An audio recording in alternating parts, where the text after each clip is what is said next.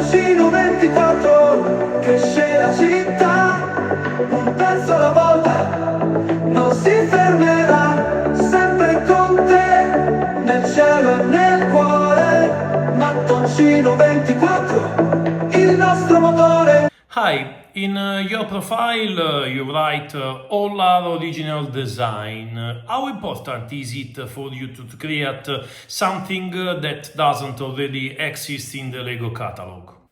Well, I do respect people having original creation instead of copycats. So I want my MOCs also original designs, which are not found in existing Lego catalog. How does one of your mocks usually begin with a sketch on paper, a mental image, or directly with the bricks? Okay, when I got into Lego, I didn't have many pieces to play with. So I would use Lego Studio software to begin my design, and it became my design process. But sometimes, just like other designers, I will start with a special part that would be great for presentation. Then determines the scale of the mock. Your BrickHeadz have a very distinctive style. How do you keep a character in recognizable? Drawing will influence the others the most, as it equipped me with a sense of proportions and presentation skills for a mock. Which BrickHeadz design was the most difficult? Well, thank you for your nice comments. Since BrickHeadz has its own distinguished proportions, some characters may not be suitable for BrickHeadz style. Once you find something that could be how a character recognizable, maybe a special hairstyle, maybe its clothes and accessories, you name it.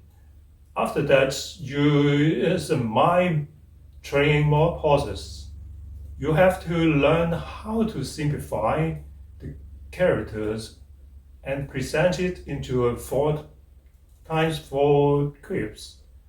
Besides, I would avoid using decorated tiles unless I can't find any alternative way to solve it. Which BrickHeadz design was the most difficult to create? I think that one, the Ashura Man from a Japanese manga, Kinniku Man, would be the one that I found it is difficult to design because this character has 3 phases,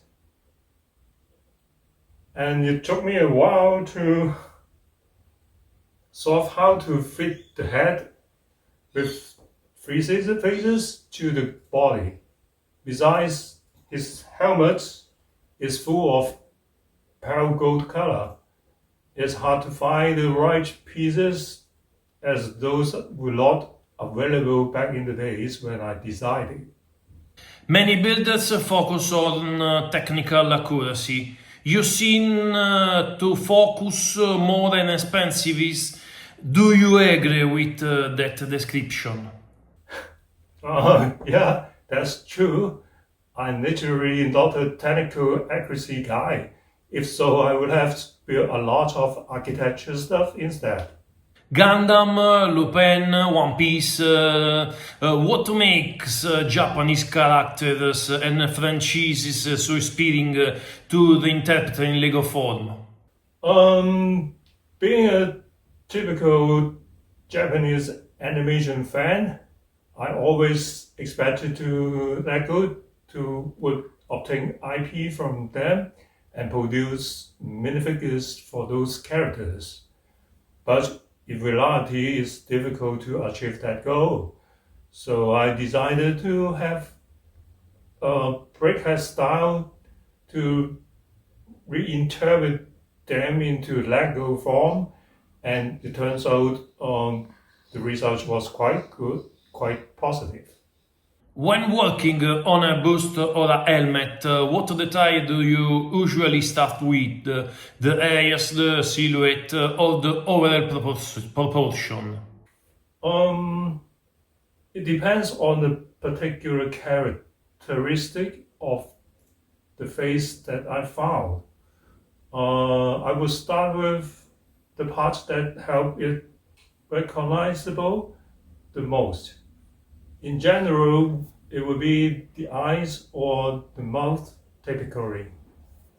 You have participated in a project related to Lego Star Wars helmet. What did you learn from reinterpreting an official Lego design? Oh, it was an amazing experience.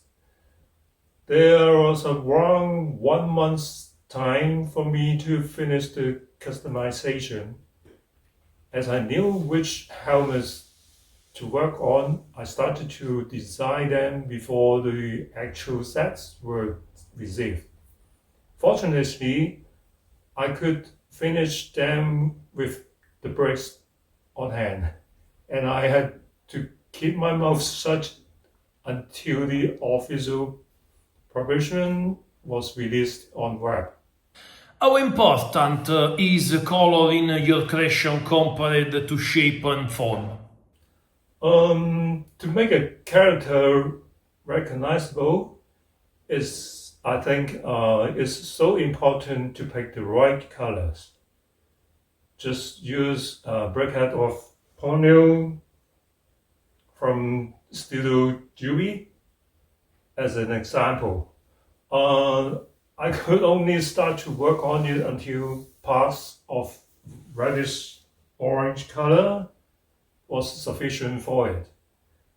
Picking the right colors is already halfway towards completion. Shape and form will be the remaining part of my creation. What is the most unexpected Lego element you have ever used to achieve a particular artistic effect? I believe that will be the croissants that I used to present the curved air style of Gundam pilot Amuro in BrickHeadz style. It's just perfect match.